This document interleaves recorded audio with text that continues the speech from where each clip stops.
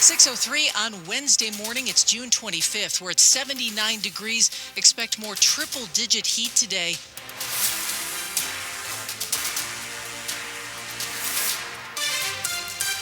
Good morning. I'm Michelle Basch. And I'm John Aaron. The top local story we're following this hour is the weather.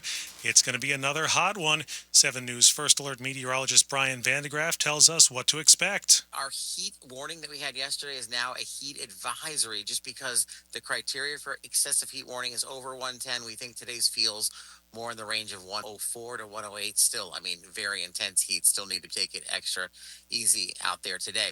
The heat will keep the Washington Monument closed again for the third day in a row. The National Park Service tells WTOP the decision was made for the safety of visitors and staff. We can expect a break from the high heat by the end of the week. We'll have more on our weather coming up on the 8s. Kilmar Abrego Garcia is expected to be released from jail in Tennessee today, only to be taken into immigration custody. The Salvadoran national has been in jail since he was returned to the U.S. 2.5 weeks ago. He's facing 2 counts of human smuggling in Tennessee.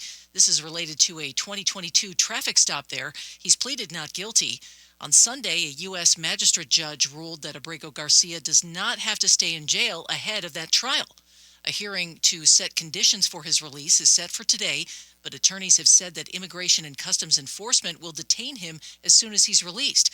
It's less clear whether ICE will try to immediately re-deport him or allow him to stay here in the U.S. to face the criminal charges. Although he can't be deported to El Salvador, where an immigration judge found he faces a credible threat from gangs, he could be deported to a third country.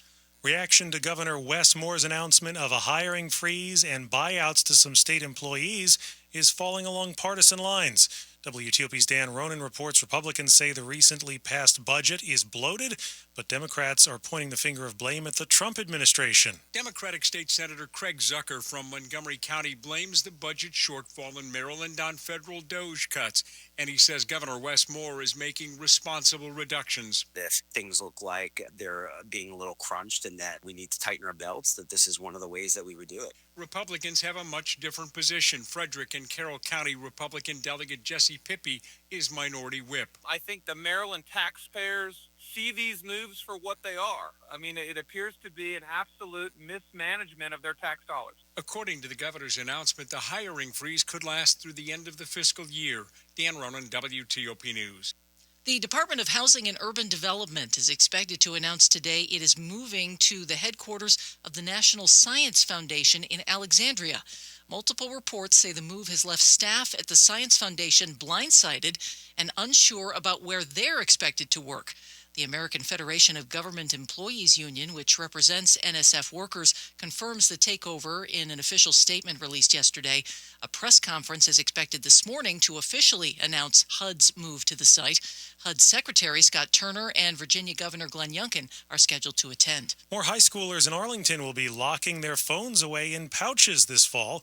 WTOP's Scott Gelman explains. School is a place for learning, not for social media, or TikTok. Ashley Rickman teaches at Wakefield High School. Students there locked their phones in yonder pouches last year, and Arlington is making that the new normal at several other high schools, too. It was a few times a week that I would have to address the issue. Which was a huge difference from when they just had full access. She says it improved focus during class and forced kids to socialize. If there's an emergency, she's advising parents to call the school directly. We also have a space within the school where students can go to be able to use their phone so they can unlock their device. Sarah Crouch's kids used the pouches in middle school last year.